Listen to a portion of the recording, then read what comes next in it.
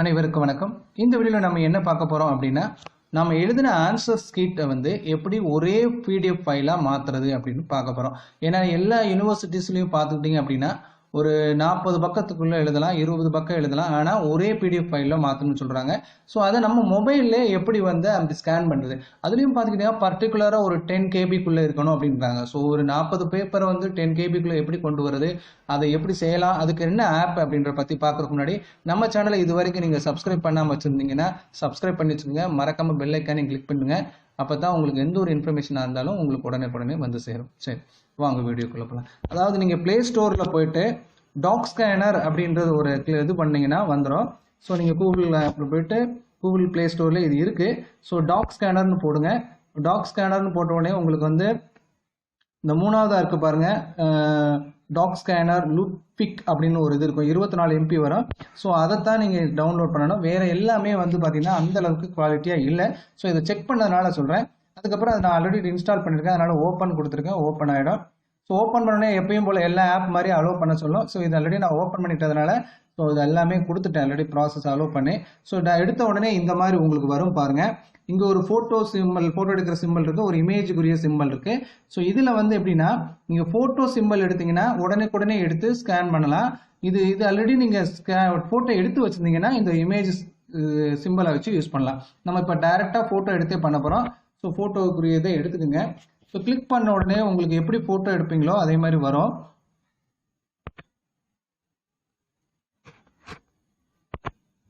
So எடுங்க.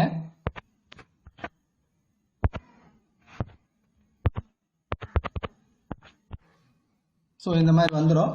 So வந்ததுக்கப்புறம் அதை நீங்கள் வந்து என்ன செய்றீங்கன்னா டாக்குமெண்ட்ஸ்க்கு வந்து கரெக்டாக வச்சுட்டு நீங்கள் ஒரு ஃபோட்டோ மட்டும் எடுத்தீங்கன்னா ஃபோட்டோ எடுத்த உடனே இதாகிடும். ஸோ இதில் வந்து பார்த்துக்கிட்டிங்க அப்படின்னா அதுவே கிராப் பண்ணிடும். இந்த ஆப்பில் இருக்கக்கூடிய பெனிஃபிட் என்ன அப்படின்னா, மற்ற ஆப்பில் வந்து நீங்கள் அந்த ட்ராக் பண்ணி அந்த பேப்பருடைய சைஸுக்கு வைக்கணும். பட் இதுவே ட்ராக் பண்ணிடும். ஸோ நீங்கள் அடுத்து கண்டினியூவும் கொடுக்கணும். கண்டினியூ கொடுத்தோடனே அடுத்த பேஜ் வந்துடும். ஸோ ரெண்டாவது பேஜ் வந்து நான் இப்போ ஒரு ஷீட்டை பாருங்கள், அடுத்த ஒரு ஷீட் வைக்கிறேன். ஸோ நீங்கள் எப்பயுமே இந்த பேப்பரை வந்து கரெக்டாக அந்த ஷேப்பில் வச்சுக்கோங்க, நேராக வச்சுக்கோங்க.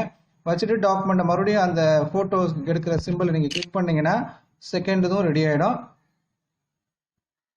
ஸோ எடுக்கும்போது கொஞ்சம் ஷேக் பண்ணாமல் இருந்தீங்கன்னா கொஞ்சம் நல்லாயிருக்கும். ஸோ ரெண்டாவதும் பாருங்கள் அதுவே ட்ராக் ஆகிருக்கு. அடுத்து கண்டினியூ கொடுத்துருங்க. இப்போ மூணாவது பக்கம் நான் பண்ண போகிறேன். இப்போ மூணாவது பக்கம் வந்து இப்போ பாருங்கள் மறுபடியும் மூணாவது பக்கம். ஸோ அதை வந்து நான் தெளிவாக வச்சுருக்கேன். இப்போ வந்து மறுபடியும் அந்த ஃபோட்டோ சிம்பிளை கிளிக் பண்ணுறேன். ஸோ மூணுதுமே இப்போ எடுத்தாச்சு. கண்டினியூ கொடுத்துடலாம். இப்போ எல்லாமே இதே மாதிரி ஒரு 40 பக்கம்னாலும் 40 எடுத்துட வேண்டியது. எடுத்துட்டு பார்த்தீங்கன்னா அங்கே ஒரு டிக் மார்க் இருக்கும். அந்த டிக் மார்க்கை கிளிக் பண்ணுங்க. கிளிக் பண்ணிட்டீங்க அப்படின்னா இந்த மாதிரி உங்களுக்கு வந்து அந்த பேஜ் வைஸ் 3 பேஜும் இப்போ இருக்குதுல. ஸோ இது செகண்ட் பேஜ், தேர்ட் பேஜ் எல்லாமே இருக்கு. இப்போ ஓப்பன் பிடிஎஃப் இருக்கும், அதை கிளிக் பண்ணுங்க. Create for entire document click பண்ணிருங்க. இப்போ பார்த்துக்கிட்டீங்க அப்படின்னா இந்த 3 பேப்பருடைய இது பார்த்தீங்கன்னா இந்த பாருங்க, இந்த வந்துச்சுங்களா. இப்போ பிடிஎஃப் கன்வெர்ட் பண்ண சொல்லியாச்சு. 711 KB இருக்கு. சார் இதை விட எனக்கு கம்பேர் குறைக்கணும், எனக்கு இவ்வளோ 10 கேபினா இந்த பக்கத்துலேயும் இந்த 711 KBக்கு பக்கத்துலேயே கம்ப்ரஸ்ன்னு ஒரு ஆப்ஷன் இருக்கும், அதை கிளிக் பண்ணுங்க. இதில் லோ குட் ஹைன்னு இருக்கு. நீங்கள் நேராக எங்கே வச்சுக்கோங்கன்னா ஹுட்டுக்கு வச்சுக்கோங்க. ஹுட்டுக்கு வச்சிங்கன்னா எவ்வளோ குறையுதுன்னு பாருங்க. இதை விட வேணும்னா கொஞ்சம் இன்னும் கூட குறைச்சிக்கலாம். லோவுக்கும் குட்டுக்கும் இடையில வச்சிங்கன்னா 548 KBக்கு குறைஞ்சிருக்கு, ரைட்டுங்களா. இப்போ இதை என்ன செய்யணும் அப்படின்னா சேவ் பண்ணணும். நீங்கள் வாட்டர் மார்க் வைக்கணும்னாலும் வச்சுக்கலாம். இதில் சேவ் பண்ணணும். கீழே இந்த சைடு பாருங்க சேவ்னு இருக்கும், அதை கிளிக் பண்ணீங்க அப்படின்னா சேவ் அஸ் எ பிடிஎஃப் இருக்கும். Save as image, save as a PDF, save PDF with password. நீங்கள் வந்து இந்த பாஸ்வேர்டு போட்டு இது பண்ணிட்டீங்கன்னா உங்களுக்கு அவங்க ஓப்பன் பண்ணுறவங்க பாஸ்வேர்டு இருந்தால் தான் ஓப்பன் பண்ணி, சீக்கிரட்டாக நம்ம ஏதாவது அனுப்புகிறோம்னா அந்த பாஸ்வேர்டு சொல்லி பண்ணலாம். சேவ் அஸ் எ பிடிஎஃப் நான் கொடுத்துட்டேன், செலக்ட் கொடுத்தாச்சு. ஸோ இப்போ வந்து அந்த டாக்குமெண்ட்டோடைய நேம் கேட்கும்.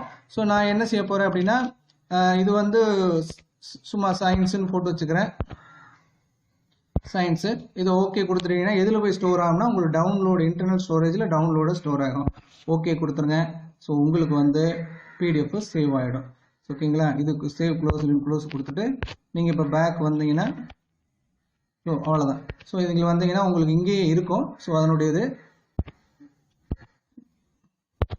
ஸோ இதுதான் இந்த இதை நீங்கள் பார்த்துக்கிட்டீங்க அப்படின்னா ஸோ இந்த மாதிரி நம்ம வந்து சேவ் பண்ணிக்கலாம். ஸோ இதில் நீங்கள் போயிட்டு அந்த ஃபைல் மேனேஜரில் போயிட்டு ஸோ நீங்கள் ஃபைல் மேனேஜரில் போனீங்கன்னா டவுன்லோடில் இன்டர்னல் ஸ்டோரேஜில் ஆலில் போயிட்டு டவுன்லோடு பார்த்தோம், இல்லை டாக் ஸ்கேனரில் இருக்கும் டவுன்லோடில் டவுன்லோட் அதில் பார்த்தீங்கன்னா நம்ம ஆல்ரெடி டவுன்லோட் பண்ணது. ஸோ இங்கே இருக்கு பாருங்க ஸ்கேனடு சயின்ஸ் பிடிஎஃப் இருக்கா. ஸோ உங்களுக்கு இங்கே இருக்கும். So open with drive PDF ஃபைவை அல்வைஸ்ன்னு கொடுங்க, ஜஸ்ட் ஒன்ஸ் கொடுங்க. ஸோ ஓப்பன் ஆகும். ஸோ நம்ம என்ன அங்கே பண்ணமோ ஸோ அது வந்து இங்கே வந்து நமக்கு ஓப்பன் ஆகிடும். ஸோ என்னுடைய கேபியை 514 கேபி தான் சொன்னீங்களா. ஸோ அழகாக நீங்கள் வந்து இந்த மாதிரி பண்ணிக்கலாம். ஒரு கிளாரிட்டியும் தெளிவாக இருக்கும். ஸோ இந்த ஆப் உங்களுக்கு வந்து ரொம்ப ஹெல்ப்ஃபுல்லாக இருக்கும்னு நினைக்கிறேன். ஸோ இந்த வீடியோ உங்களுக்கு பிடிச்சிருந்தால் லைக் பண்ணுங்கள், மற்றவங்களுக்கு ஷேர் பண்ணுங்கள். நிறையா ஃப்ரெண்ட்ஸ் வந்து இந்த டைம் எக்ஸாம் எழுதாது ஷேர் பண்ணுங்கள்.